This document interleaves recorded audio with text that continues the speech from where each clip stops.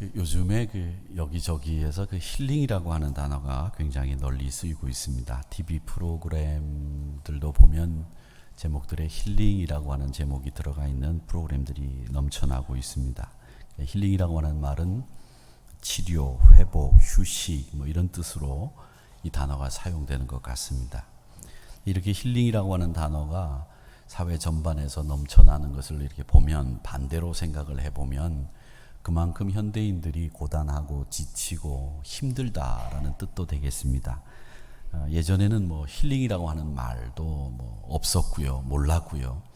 또 예전에는 사실은 휴가라고 하는 것을 가는 분들이 그렇게 흔치 않아서 휴가를 간다 그러면 굉장히 어떤 특정한 부류의 사람들만 가는 것으로 생각을 했지, 우리 모두가 다 휴가를 가야 된다 이런 생각을 한 적이 얼마 되지 않았습니다. 요즘에는 바캉스라는 말을 쓰지 않죠. 잘 쓰지 않습니다만은 예전에는 그 바캉스라고 하는 말을 참 많이 썼었습니다. 그 말이 어떤 말이냐 이런 걸 가지고 논란도 있었고 여러 가지 얘기들이 있었던 적이 생각이 납니다.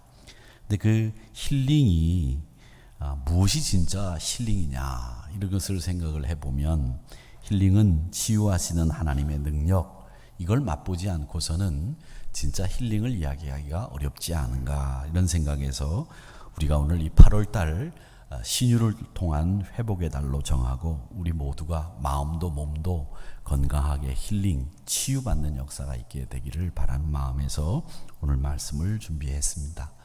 또 사실은 요 근래에 병원에 입원하고 계신 분들이 참 많이 계셔서 요즘 제가 병원 순례, 병원 투어 하는 것이 제 일입니다. 그래서 이쪽 병원 저쪽 병원 이렇게 다니는 게 제 일인데, 다니면서 또 나름대로 노하우도 생겼습니다. 어떤 노하우가 생겼느냐면, 좀 죄송스러운 이야기지만 요즘에는 지난번에 메르스 이후에 환자들을 면회하는 시간이 병원마다 엄격하게 제한이 돼 있어서 그 면회 시간 이외에는 면회가 되질 않고, 보호자 출입증이 없으면 병문안 하시러 가시는 분들끼리만 환자들을 만나보기가 어렵습니다. 그런데 급하고 또 다른 병원도 신방을 가야 되고 그런 입장에서 여기까지 왔는데 못 보고 간다는 것 참 안타깝고, 환자가 움직일 수 있으면 내려와서 면회실에서 만나고 갈 수 있는데 못 움직이시는 환자라면 제가 올라가서 꼭 봐야 되는데 어떻게 하면 좋을까 여러 가지 생각을 하다가 나름대로 노하우들이 생겼습니다. 어느 병원에 가면 계단으로 2층까지 올라가서 중앙치료실에서 엘리베이터를 타면 환자 병원까지 올라간다, 이런 이 노하우들이 이제 생겼습니다. 그래서 면회 시간을 상관하지 않고 입원 환자들을 방문할 수 있는 제가 길을 알고 있습니다. 혹시 필요하시면 저한테 오시면 아이스크림 하나의 정보를 제공해 드리도록 하겠습니다. 치유에 관해서 가장 유명한 단어는 라파라는 단어입니다. 라파, 오늘 본문에 나오는 단어죠. 치료하신다 이런 뜻인데, 출애굽기 15장 26절 오늘 본문의 내용입니다. 또 치유하신다는 단어는 하바쉬라고 하는 그리스 말이 아닌 히브리 말이 있습니다. 하바쉬. 이 말은 묵다, 동여매다 이런 뜻을 가지고 있는 말인데, 이사야서 30장 26절에 나오는 말씀입니다. 여호와께서 자기 백성을 상처를 싸매신다라고 할 때 그 싸매시는 것을 하바쉬라고 그렇게 부릅니다. 이렇게 하나님은 치료하시는 라파 하나님, 하바쉬 하나님이라고 부르는데, 이게 회복, 치료하시는 하나님이다라는 이야기를 하시는 겁니다. 우리가 생각할 때 지금 환자들처럼, 환자들은 병 때문에 고통을 당하고 아프고 또 힘들다, 또 경제적으로 소요되는 비용들이 많다 이렇게 생각하실 수 있지만, 예수님 당시의 환자들은 사중 고통을 당했습니다. 4가지 고통을 당하는 것이 보통이었다는 거죠. 첫 번째는 육체적인 고통을 당하는데, 예수님 당시에 병이 들면 대개가 모든 사람들을, 특정한 사람들을 빼놓고 대개가 자연적으로 병 낫기를 기다리는 신세였습니다. 그래서 예전 유대사에 보면 뼈가 골절되어 있는 사람, 특히 복합골절이 돼가지고 뼈가 삐죽이 나오면 우리는 수술을 해서라도 그 뼈를 맞추지만, 수술할 수 있는 기술도 없었던 때에다가 비용도 없는 옛날 사람들은 뼈가 삐죽이 나온 채로 평생을 살다가 죽었다고 하는 기록도 있습니다. 진통제 생각하지 못할 처지에 있었던 사람들이 병자였기 때문에 아프면 그 고통을 그대로 감내해야 되는 육체적인 고통이 있었던 분들이 예수님 당시의 환자들이었습니다. 또 이분들은 정신적으로 고통을 당했는데 이 병이 들면 사람들은 찾아가서 네가 병이 든 것이 네가 잘못해서 병들었다라고 한 가지로 단정을 해서 얘기를 했기 때문에 마귀가 들어온 거다 생각을 해서 마귀를 쫓아내야 된다라고 해서 주술사나 퇴마사들을 불러서 이 사람들의 걸린 병이 마귀 때문이다, 나쁜 징벌로 인해서 온 거다 해서 회개를 강요하고 마귀를 쫓아낸다고 하는 주술적인 그 축사 행위를 함으로 해서 이 사람들이 정신적으로 당하는 고통이 이루 말할 수 없이 컸다라고 하는 겁니다. 또 세 번째는 사회적인 고통을 당했었는데 이 병자가 치유의 희망이 사라지게 되면 일단 가족들로부터 버림을 받습니다. 또 가족들이 가난하고 살기가 어렵고 한 끼 풀칠하기가 어렵기 때문에 가족들의 짐이 되지 않기 위해서 환자 스스로가 가족들로부터 떠납니다. 그래서 잠적하고 혼자 조용히 몰래 죽는 경우들도 생겼습니다. 그래서 성전 미문에 가서 구걸하기도 하고 성 밖에 쫓겨나기도 하고 가족으로부터 떠나서 멸시받다가 죽는 사람들이 병자들의 상황이었다는 겁니다. 그 다음에 마지막으로 종교적인 죄의식의 고통인데 바로 이 병이 병균이나 또 혹은 사고로 생긴 것이 아니라 악마가 가져주던 것으로 이해를 한 고대인들은 병이 죄의 결과다 이렇게만 생각을 했기 때문에 병자는 곧 죄인 이렇게 취급을 했단 말이죠. 그래서 병자들은 병 고침 받기 전에는 성전에 와서 제사를 드리지도 못하게 했고 그 사람은 하나님이 버린 사람으로 낙인을 찍어서 하나님 앞에 나오는 일도 금지시켰던 그런 이 종교적인 죄의식의 고통도 겪게 만들었다는 겁니다. 그러니까 예수님 당시에 예수님이 병을 고쳐주셨다는 것은 우리가 생각할 때 지금 우리 입장에서 아픈 병만 고쳐준 게 아니라 종교적인 죄의식도 고쳐주셨다. 정신적인 고통, 육체적인 고통, 사회적인 그런 고통으로부터 몽땅 다 우리를 구원해 주셨다라고 하는 의미를 갖기 때문에 우리가 지금 병고침 받는 것보다도 예수님 당시에 환자들이 병고침 받았다고 하는 일이 더 큰 일이었다라는 겁니다. 애굽에서 이스라엘 백성들이 이제 출애굽을 했습니다. 수르 광야라고 하는 곳까지 왔는데 거기 도착을 해보니까 먹을 물이 없는 겁니다. 그래서 샘이 있는 데를 찾아가 보니까 겨우 물이 있는데 그 물을 마셔보니까 물이 써요. 그래서 이 쓴 물을 어떻게 마실까 원망을 하다가 모세가 나무가지를 던져서 그 쓴 물을 단물로 만들어서 먹었다라는 이야기가 오늘 본문의 이야기입니다. 먹고 난 뒤에 하나님이 뭐라고 얘기하시느냐면 나는 치료하시는 하나님 여호와 라파라고 그렇게 선언을 하십니다. 여러분 근데 한번 생각해 보세요. 여러분 생각에 어떤 생각이 드시는지 한번 잘 보시기 바랍니다.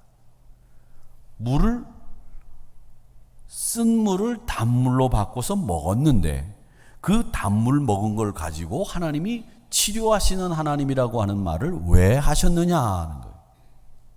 여기에 우리가 관심을 가지고 지켜볼 문제가 있습니다. 여러분, 이스라엘 백성들은 지금 수백 년간 애굽에서 종살이를 했습니다. 노예 생활을 했어요. 그 노예 생활이라고 하는 것이 뭐냐? 열등감, 무시, 억압, 착취 이런 상처들을 받으면서 수백 년 동안 노예 생활을 했습니다. 그러다가 이 사람들이 모세의 영도 아래서 애굽을 나왔는데 애굽을 나오는 과정에서도 여러 번 위기를 넘겼어요.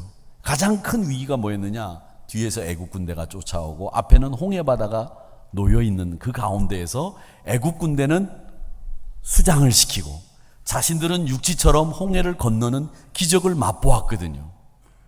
그리고 3일길을 걸어와서 물을 먹으려고 해보니까 물이 없어요. 쓴물이에요. 그래서 오늘 여기 말씀해 보면 뭐라고 돼 있느냐면 24절에 백성이 모세에게 뭘 했느냐? 원망을 하여 이르되 우리가 무엇을 마실까 하매 이렇게 되어 있습니다. 이스라엘 백성들이 제일 먼저 그 기적을 경험하고 3일길을 걸어와서 이 마라에서 단물로 바뀌는 물을 먹고 난 뒤에 그들이 하나님으로부터 들은 말씀, 나는 너희를 치료하는 하나님이라고 하는 말씀을 들은 이유는 뭐냐?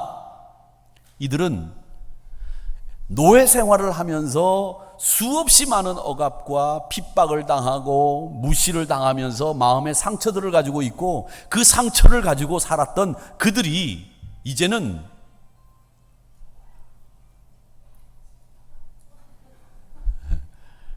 바쁘신 일이 많으신가 봐요. 그들이 치료받아야 될 대상이라고 하는 것을 하나님은 아신 거예요. 여러분 보세요. 이스라엘 백성들이 여기서 원망을 했는데, 그 원망을 했다는 말을 그냥 간단하게 이스라엘 백성들은 어려운 일 만나면 원망, 그리고 하나님으로부터 책망받고 징벌받고 다시 회개하고 돌이키고 이런 공식으로만 보지 마시고 이스라엘 사람들의 입장을 한번 이해해 보자고요. 이 사람들은 지금 수백 년간 노예 생활을 하다가 지금 나왔어요. 광야에서 먹을 물이 없어요. 그런데 이스라엘 백성들은 거기서 뭘 했느냐 하면 부정적인 예측을 했다는 거예요. 부정적인 예측. 즉 뭐냐? 야, 3일길을 걸어왔는데 물이 없어? 앞으로 우리가 가나안까지 가는 동안에 계속 이렇게 물이 없으면 어떡하지?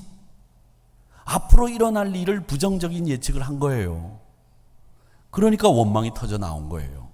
여러분, 이 사람들이라고 하는 것이 저를 비롯해서 모든 사람들이 다 어려운 일을 딱 만나면 그 어려운 일 앞에서 긍정적으로 예측을 하고 그 문제를 풀어나갈 수 있는 해법을 찾는 게 아니라 먼저 하는 일이 뭐냐? 부정적인 예측부터 하는 거예요. 야, 앞으로 가나안 가기까지 계속 물이 없겠구나. 계속 이렇게 목마르겠구나. 그러니까 원망이 터져 나오는 거예요. 근데 그런 부정적인 예측이 왜 나왔느냐? 나온 이유는 수백 년간 노예 생활하면서 남에게 상처받고 억압받고 무시당하고 열등감에 지쳐서 살던 그 노예라고 하는 신분이 그들의 삶을 그렇게 만든 거예요. 노예 근성이 항상 어려운 일 만나면 부정적인 예측하고 원망하게끔 만든 거예요.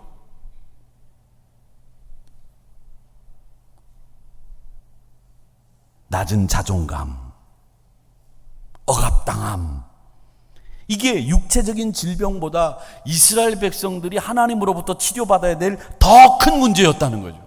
그래서 하나님은 지금 치료하시는 하나님이라고 하는 말을 왜 뜬금없이 하시느냐면, 마라에서 불평하면서 부정적인 예측을 하고 있는 이스라엘 백성들을 향해서, 야, 너희들 지금까지 종살이 하면서 억압당하고 무시당하고 열등감에 낮은 자존감에 그렇게 살았던 그 너희들의 마음부터 치료받아야 되겠다.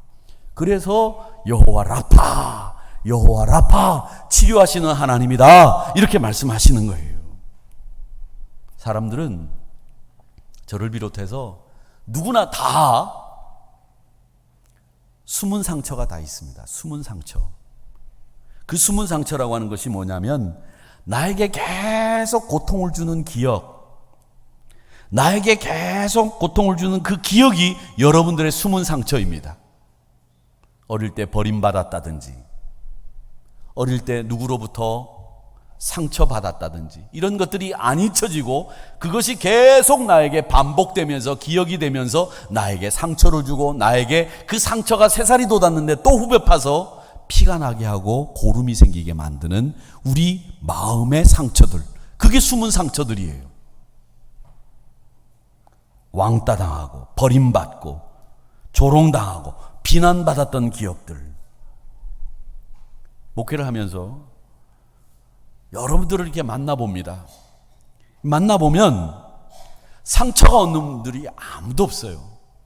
다 상처를 안고 사시는데, 어떤 분은 목회자 앞에서 자기 상처를 솔직하게 내놓고 그 상처를 고쳐달라고, 같이 기도해달라고 부탁하시는 분이 있는가 하면, 어떤 분들은 그 상처가 분명히 있는데도 숨기는 분들이 계세요.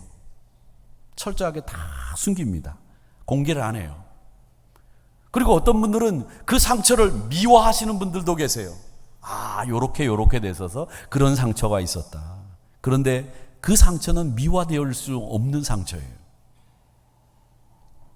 그런데 그 상처들 가운데 신체 상처보다도 이 마음의 상처가 굉장히 오래 갑니다. 그 마음의 상처는 사람을 파탄으로 이끌기도 해요. 옛날에 제가 어렸을 때 디어 헌터라고 하는 영화가 있었습니다. 굉장히 유명한 명작이죠. 지금도 가끔 명절 때 상영을 하더라고요. 텔레비전에서. 명작입니다. 꼭 보셔야 되는 영화 중에 하나입니다. 월남전 영화인데 이 영화가 영화 음악으로도 상을 받고 또 영화 스토리도 굉장히 충격을 주는 내용들이 많았던 영화입니다. 이 영화의 어떤 내용이 이렇습니다. 미국에 사는 어떤 젊은이들이, 한 마을에 사는 젊은이들이 월남전이 발발하니까 지원을 해가지고 월남에 파병을 갑니다. 이 친구들이 다 월맹군 포로가 돼요. 월남이 통일되기 전에는 북쪽은 월맹, 남쪽은 월남이라고 불렀잖아요. 월맹이 공산주의고 밑에는 민주주의 국가였는데 민주주의가 이제 월맹한테 먹혔죠. 그래서 통일이 됐는데 그 월맹군 포로로 잡혔는데 그 포로로 잡힌 사람들이 수감되어 있는 감옥이라는 곳이 물속이에요. 물속에 이만큼 정도 잠겨 있어야 됩니다. 하루 종일 물속에 잠겨 있어요. 그리고 대나무로 만든 이 죽창같이 생긴 그 감옥에 갇혀 있는데 쥐들이 와가지고 공격하고 먹는 걸 집어던지고, 그리고 이제 물 위에 올려놓으면 이 월맹군들이 이 미군 포로들을 가지고 도박을 해요. 야, 너 이 친구가 죽느냐 사느냐를 도박을 해요. 어떻게 하느냐면 권총이 있는데 거기 6발짜리에다 3발을 넣어요. 그래가지고 탁 돌린 다음에 쏘게 해요. 그래서 너는 사는 거, 그럼 난 죽는 거, 돈을 걸어요. 그래가지고 쏘라고 시켜요. 그래서 총알이 발사돼가지고 죽으면 와 내가 이겼다, 돈 가져가는 거예요. 그 러시안 룰렛 게임이라고 하는데 6발 중에서 3발을 놓고 돌려가지고 쏘니까 2분의 1입니다. 그 죽음의 두려움이 얼마나 오죽했겠어요.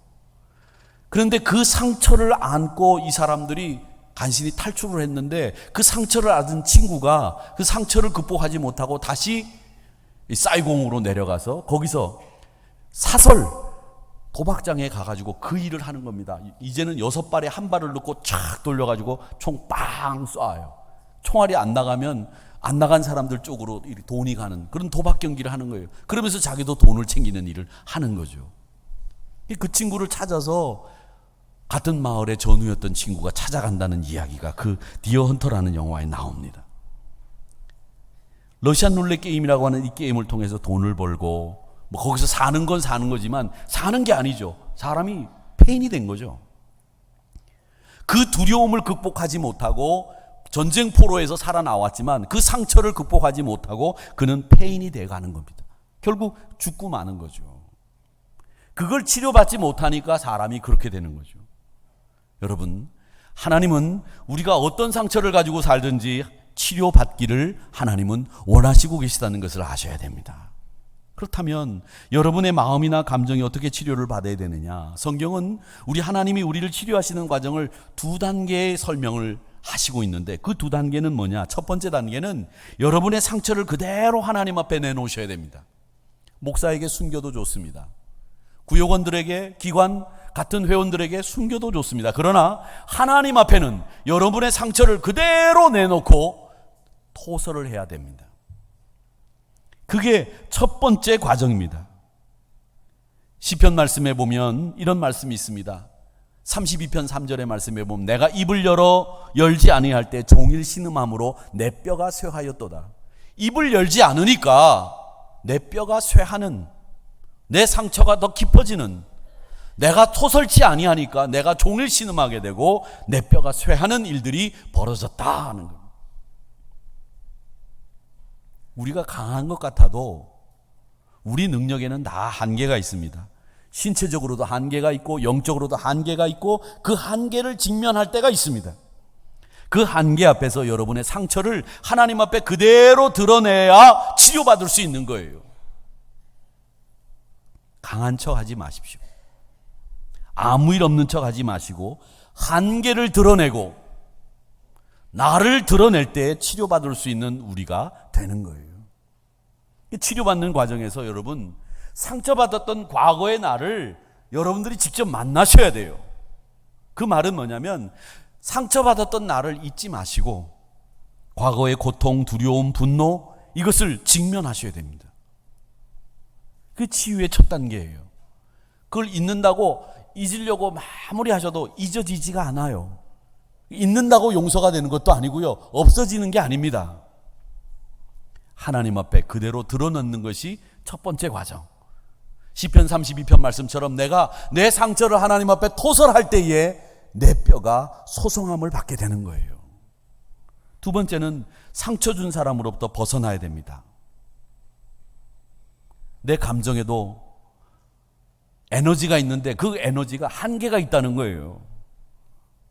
여러분, 감정이 안 좋으면 그 감정이 그게 내 한계에 이르러서 그 감정을 통제를 못하면 여러분 얼굴에 드러나죠. 그게 여러분들이 지금 여러분의 감정이 지금 한계에 도달했다는 얘기예요. 그 감정을 극복하지 못한다는 얘기죠.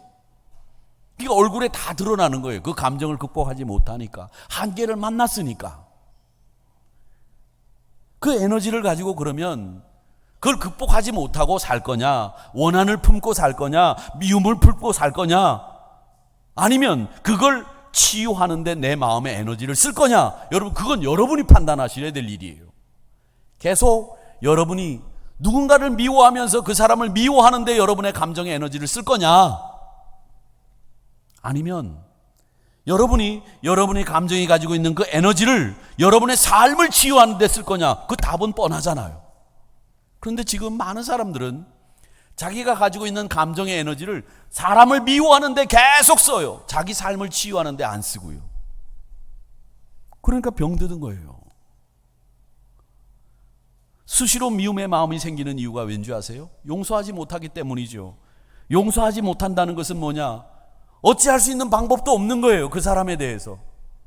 제가 언제 말씀드렸죠. 제가 젊은 날 목회하러 담임 목사로 부임해 보니까 어떤 권사님이 십수년 전에 돈을 빌려준 그분을 제가 십수년 후에 부임을 한 담임 목사에게까지 와서 욕을 하더라는 거예요. 그분은 그 상처를 못 잊고 지금도 그 사람의 손에 휘둘리는 거하고 똑같은 거예요. 여러분, 아직도 30년 전에 내가 보증서 준 사람이 내 지분서 날려가지고 집 다 날린 거, 내가 돈 빌려준 거 가지고 그 사람을 미워하고 그러는 거, 그거 아직도 이야기하신다면 여러분은 그 분으로부터 영향을 벗어나지 못했다는 얘기예요. 아직도 그분의 손에 휘둘리고 있다는 얘기예요. 그걸 아셔야죠. 그 사람을 용서하지 못하면, 그 사람을 미워하면 여러분은 지금도 여러분의 감정이라고 하는 에너지를 여러분의 삶을 치유하는 데 못 쓰고 그 사람을 미워하는 데 쓰고 있기 때문에 언젠가는 그 감정이 고갈당하면 여러분은 엎어집니다. 그분이 여러분의 삶을 통제하고 있는 거예요. 아닌 것 같지요? 아니에요. 왜 그 사람이 나에게 해를 입혔는데, 왜 그 사람이 나한테 상처를 줬는데 그 사람이 아직도 내 삶을 지배하게 만드냐고요. 그 사람으로의 영향력으로부터 벗어나야 됩니다. 먼저는 하나님이 주시는 마음으로 용서하셔야 돼요. 이게 치유의 방법이에요. 용서하지 않으면 어떻게 할 겁니까? 그 사람을 가서 때릴 겁니까? 그 사람을 지금 어떻게 할 겁니까? 그리스도인이라면 용서하는 방법이 제일 큰 복수예요. 고속도로에 올라오다 보니까 어느 교회 프레카드에 그렇게 써 있더라고요. 제일 큰 복수는 용서하는 거다, 이렇게 써져 있더라고요. 그 말이 맞아요. 우리 감정의 에너지를 미워하는 데 쓰지 마시라고요. 근데 이 감정의 에너지를 미워하는 데 써요. 대부분의 사람들이. 왜? 자기 마음속에 그 미워하는 것으로 뭔가 풀릴 수 있다고 생각하는데, 미워한다고 풀리는 건 아무것도 없습니다. 풀릴 수 있는 것 같지요? 여러분만 손해봐요. 하나님은 여러분들에게 분명히 말씀합니다. 나의 상처, 나의 고통을 하나님 앞에 그대로 진실하게 내놓아라. 그리고 그 사람의 영향으로부터 벗어나라. 잊어라. 이제는 네 삶을, 네 감정의 에너지를 네 삶을 치유하는 데 써라. 이렇게 말씀하시고 있다는 겁니다. 이스라엘 백성들이 마라에 와서 불평이 터져 나오는 것은 몇 날 몇 년을 더 가야 되지 모르는 그 광야 생활에서 험난할 것을 예상했기 때문에 그렇게 원망했던 거예요. 그래서 하나님은 지금 여호와 라파라고 선언하시는 이유는 너희들 그 원망하는 마음, 비난하는 마음, 불평하는 마음 내가 치료하겠다. 그리고 광야에서 40년 동안 그들을 치료하시는 거예요. 이 치료하시는 하나님은 왜 우리를 치료하시느냐? 왜 우리를 치료할 수 있느냐? 우리 문제를 원인을 잘 알고 계시는 겁니다. 병원에 가면 여러 가지 검사를 하지 않습니까? 그 검사를 하는 이유는 병의 원인을 알기 위해서 검사를 하는 겁니다. 그 병의 원인을 알면 병 고치는 건 수월해요. 근데 그 우리의 병의 원인을 아시는 분이 누구냐? 하나님이시라는 거예요. 그래서 우리 하나님이 여호와 라파, 여호와 하바시, 싸매 주시고 치료하시는 하나님이신 줄 믿습니다. 그리고 치료의 방법도 아세요. 26절의 말씀에 보면 치료의 방법을 이렇게 이야기합니다. 나 여호와의 말을 들어 순종하고 내가 보기에 의를 행하며 내 계명에 귀를 기울이며 내 모든 규례를 지키면 애굽 사람에게 내린 질병 중에 하나라도 내가 너희에게 내리지 않겠다. 나는 너희를 치료하는 하나님이다. 이렇게 말씀하시고 있습니다. 여러분, 근데 여기 말씀에 보면 여기 보니까 참 재미있는 말씀이 있어요. 제가 줄을 쳤어요. 뭐냐 하면 의를 행하며가 아니라 내가 보기에 의를 행하며. 참 말씀이 오묘하죠. 우리가 생각할 땐 그게 의라고 생각했는데 그 하나님 보시기에 의여야 된다는 거예요. 내가 의를 행한다고 하는 게 아니에요. 내 판단이 아니라 하나님이 보실 때 의여야 한다는 거예요. 그럴 때 치료하신다. 치료하시는 이유가 우리가 그러면 뭔지를 살펴보는데 예수님이 치료하실 때 보면 다 불신자를 구원하시기 위해서 치료를 하십니다. 사도 바울도 루스드라에서 복음을 전하면서 걷지 못한 사람을 치료하신 뒤에 뭐라고 말씀하셨냐면 그들의 마음속에 구원받을 만한 믿음이 있는 것을 보고 고쳤다. 이렇게 이야기하시거든요. 불신자들을 구원하기 위해서 치료의 신유의 능력을 발휘하시는 줄로 믿습니다. 복음과 무관할 때 사도들도 예수님도 병 고치는 은사를 사용하지 않았습니다. 그들을 구원하시기 위해서 신유의 능력을 발휘하셨어요. 바울이 빌립보 교회 에바브로디도가 병들어서 죽게 됐지만 그 에바브로디도에게는 병 고치는 은사를 쓰지 않으셨습니다. 그런데 동역자인 드로비모가 병들었을 때 그 동역자의 병들었던 것을 보시고 그걸 밀레도에다 두고 그냥 떠나셨던 것을 보면 병 고치는 은사를 우리 사도 바울도 예수님도 어떤 때 사용했느냐 하는 거예요. 사도 바울이 태풍을 만나서 섬에 착륙을 간신히 이제 상륙을 해가지고 거기 들어가서 추장 보블리오라고 하는 집에 갔더니 그 집에 병든 자가 있어요. 바울이 고쳐줬습니다. 그 고쳐줌으로 인해서 그 섬 전체가 다 예수를 믿게 됐다고 하는 기사가 나오는 것을 보면 이 병 고치는 은사는 불신자를 구원하기 위해서 복음을 확증하는 일을 위해서 쓰셨다라고 하는 것을 알 수 있지요. 또 병 고치는 사람들은 우리 예수님이 왜 병을 고쳐주시느냐 하면 그 병 고치는 이유가 있습니다. 그건 고통당하는 자들에게 우리 주님 관심 가지고 계시다라는 것을 보여주시는 거예요. 그러니까 여러분, 우리도 예수 믿는 사람들도 병든 분들을 위해서 기도하는 일, 이건 우리들이 그들에게 늘 관심이 있다고 하는 것을 보여주는 일이에요. 그리고 우리 성도들은 그분들을 위해서 기도하는 것이 당연한 의무입니다. 그래서 이 병을 고쳐주셨다라고 하는 이 메시지가 우리에게 주는 교훈은 뭐냐? 너희들 아픈 사람에게 관심 가져. 그 사람들의 마음의 상처를 싸매주어. 하바시하고 라파해줘. 그 메시지를 우리에게 주시는 거예요. 여러분, 오늘 이가 아파요. 지나다가 누가 이가 아파가지고 여기가 퉁퉁 부은 분을 만나. 아우, 이 아프구나. 나도 이 아픈데. 그러면 서로 위로가 되죠. 내가 아픈 걸 저쪽에서 아프면 위로가 돼요. 그러니까 다리가 아파가지고 쩔룩쩔룩 갔는데 저쪽에서 다른 분이 다리가 아파하고 또 쩔룩쩔룩 가면 괜히 가가지고 한 대 치고 싶어. 아이고, 거기 아프구나. 나도 아파. 그거죠. 동병상린. 그 말은 뭐냐면 예수님은 어떤 병에 걸렸든지 그 병으로 또 노임받는지 관심보다도 사실은 우리를 생명의 삶으로, 풍성한 삶으로 인도해 주시기를 원하시는데, 그 풍성한 삶으로 인도해 주시기 위해서 우리를 구원으로 인도하시는데, 그 구원으로 인도하는 일에 너희들 관심 가져라. 이걸 지금 병 고치는 것을 통해서 우리에게 메시지로 주시고 있다는 겁니다. 사랑하는 성도 여러분, 병든 분들을 위해서 꼭 기도하시기를 바랍니다.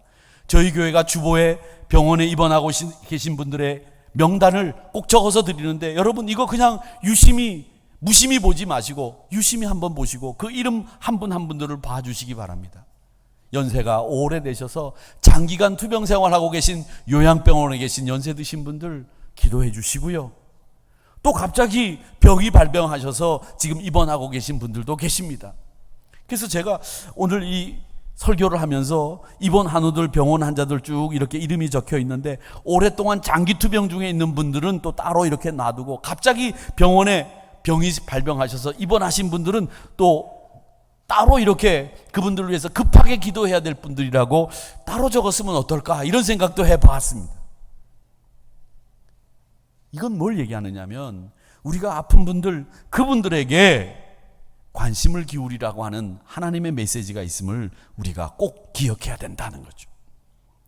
마지막으로 하나님께서는 신유를 통해서 영광을 받으십니다.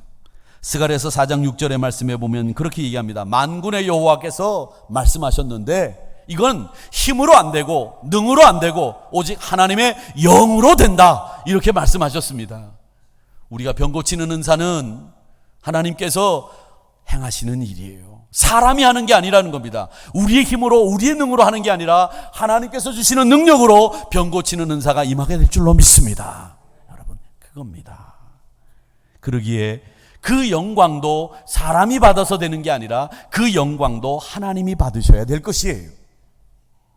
사랑하는 성도 여러분, 치료하시는 하나님께서 오늘 이 시간에 여러분들을 여호와 라파, 하바시 하시는 하나님으로 여러분의 상처를, 여러분의 치료받아야 될 것들을 고쳐주실 하나님으로 믿으시기를 축원합니다. 로마서 5장 3절 4절에서 이렇게 얘기합니다. 우리가 환난 중에 즐거워합니다. 왜? 그 환난은 우리를 참아낼 수 있도록 만듭니다. 우리가 참는 것은 하나님께서 우리를 훈련하기 위함이요, 그 훈련을 통해서 소망을 갖게 하시려고 우리를 환난 중에 거하게 하셨으니 우리는 환난 중에서도 즐거워합니다. 그렇게 이야기하는 겁니다. 다윗이 고난 이후에 하나님의 위로를 노래합니다. 하나님 찬송하겠습니다. 그의 거룩함을 기억하며 감사하겠습니다. 그의 노여움은 잠깐일 뿐이고 그의 은총은 평생인 줄 믿습니다. 저녁에 울음이 깃들일지라도 내일 아침에는 기쁨이 올 줄 믿습니다. 이걸 다윗은 노래했습니다. 치료는 하나님의 사건이고 구원을 보이시기 위한 사건이며 인간의 삶 속에 믿음이 넘치게 하기 위한 하나님의 방법인 줄 믿습니다.